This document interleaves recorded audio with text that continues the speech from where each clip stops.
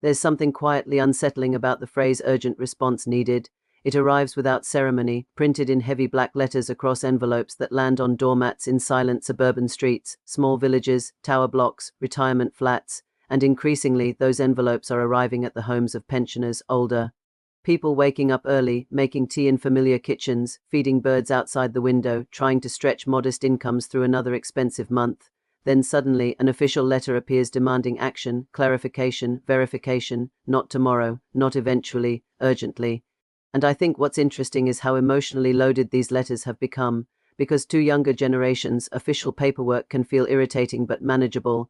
Another email, another password reset, another online form to complete before dinner.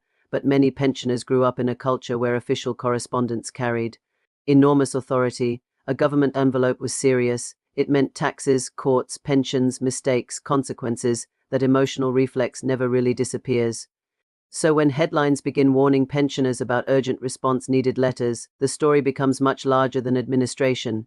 It starts speaking to something deeper about aging, trust, technology, and the growing distance between ordinary people and the institutions supposedly designed to support them. Because what people are starting to notice is that modern bureaucracy rarely sounds human anymore. The language feels cold, automated, procedural. Even when organizations insist they are simply updating records or confirming eligibility, the tone often creates anxiety before understanding. Pensioners open these letters already worried. They may lose income, heating support, housing benefits, or access to services they depend on, and honestly, that fear can become overwhelming very quickly.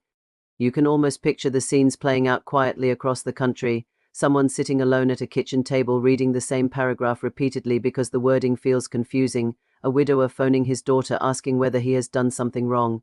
An elderly couple searching for paperwork they haven't touched in years. Because a letter suddenly demands proof of identity or financial details within strict deadlines. And maybe that's the point where this stops feeling like a simple news story. Because beneath all the administrative language sits a much more uncomfortable question about the kind of society people feel they are living in now. A society where systems are becoming more efficient while human reassurance slowly disappears.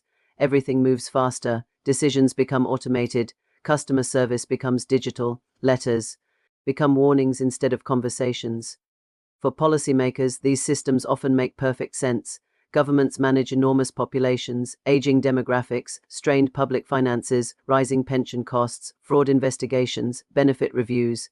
Officials would argue there is nothing sinister about sending urgent letters if information needs updating quickly. Public money must be protected. Records must remain accurate. Mistakes must be corrected before they become expensive.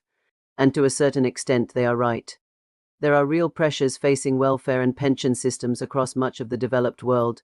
Populations are aging rapidly while younger workforces shrink. Healthcare costs continue rising. Inflation places pressure on fixed incomes.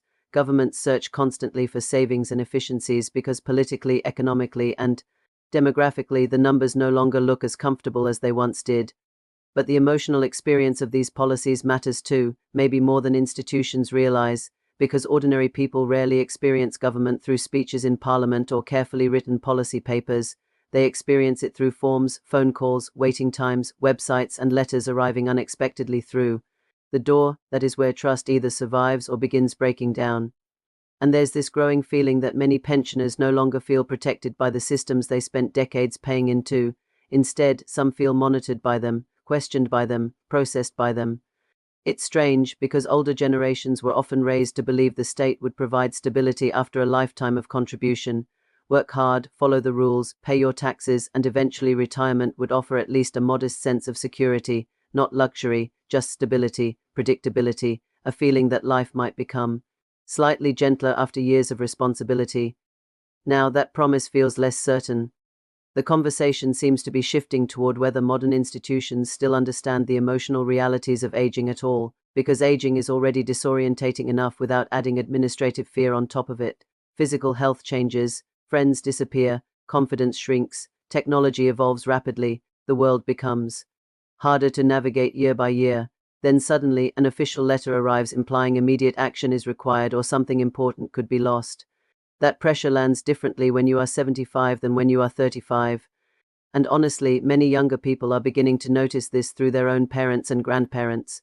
They are watching older relatives struggle with online verification systems, forgotten passwords, automated helplines, confusing financial language.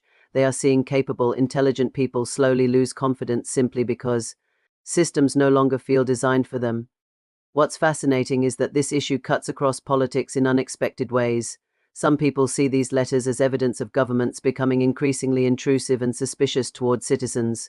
Others argue they are unfortunate but necessary consequences of managing overstretched public systems fairly, and there are valid points on both sides.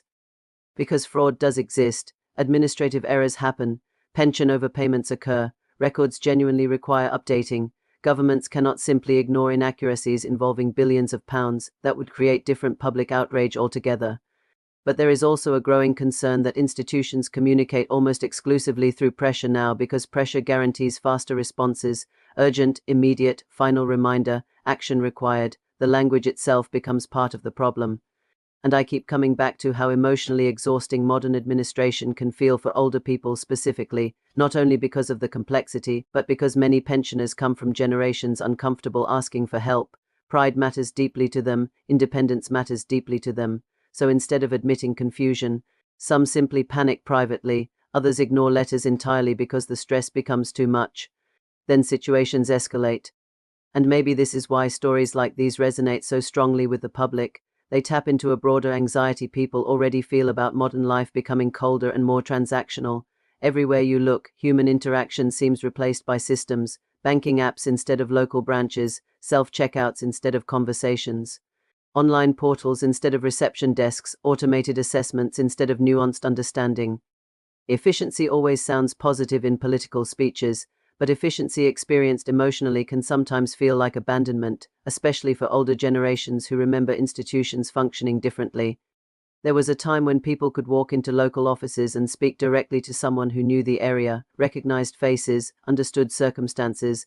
That world was imperfect, obviously, slow, bureaucratic, sometimes deeply unfair, but it carried a sense of human recognition modern systems often struggle to replicate. Now, many pensioners describe feeling as though they are navigating invisible systems built by younger people who assume everyone lives comfortably online, and perhaps that is the deeper cultural tension underneath these letters. They symbolize a society accelerating technologically while leaving parts of its population emotionally stranded, not intentionally, but noticeably. And politically, this matters enormously. Pensioners remain one of the most influential voting groups in many countries precisely because they vote consistently and pay close attention to how governments speak to them. Small changes in tone can create significant political consequences. A population that feels anxious, ignored, or disrespected eventually begins expressing that frustration electorally. But beyond politics, there is something profoundly human happening here too. Because aging forces societies to reveal their values very clearly, it exposes whether people are treated as citizens with dignity or simply administrative responsibilities to be managed efficiently. And the truth is, most younger people eventually recognize themselves inside these conversations too. Everyone hopes to grow old someday. Everyone imagines reaching a stage of life where stability becomes more important than speed. So when pensioners describe feeling intimidated by official letters demanding urgent responses, many people instinctively understand the fear underneath it. Not fear of paperwork, fear of becoming vulnerable in a world losing patience with vulnerability itself. And maybe that's why these stories linger emotionally long after the headlines disappear, because they reveal something uncomfortable about the direction modern society may be moving toward, a future where institutions become increasingly sophisticated at processing people while becoming less capable of reassuring them, one where efficiency quietly replaces empathy, and those two things are not always compatible. The thing people are starting to notice is that anxiety itself has become almost normalized within public administration. Institutions often speak as though urgency is automatically reasonable, even when the people receiving these letters may already be frightened, isolated, or struggling cognitively. There is very little space left for softness in official communication, very little patience, and perhaps that reflects broader cultural changes beyond pensions alone. Modern societies increasingly reward speed, adaptability, digital literacy, constant responsiveness, but aging does not always move at that pace. Older people often need more time, more explanation, more reassurance, not because they are incapable, but because life itself becomes heavier with age. Loss accumulates, confidence becomes fragile. Even small disruptions can feel disproportionately stressful. And I think there is another reason these stories resonate politically. Deep down, many people suspect the social contract itself is changing.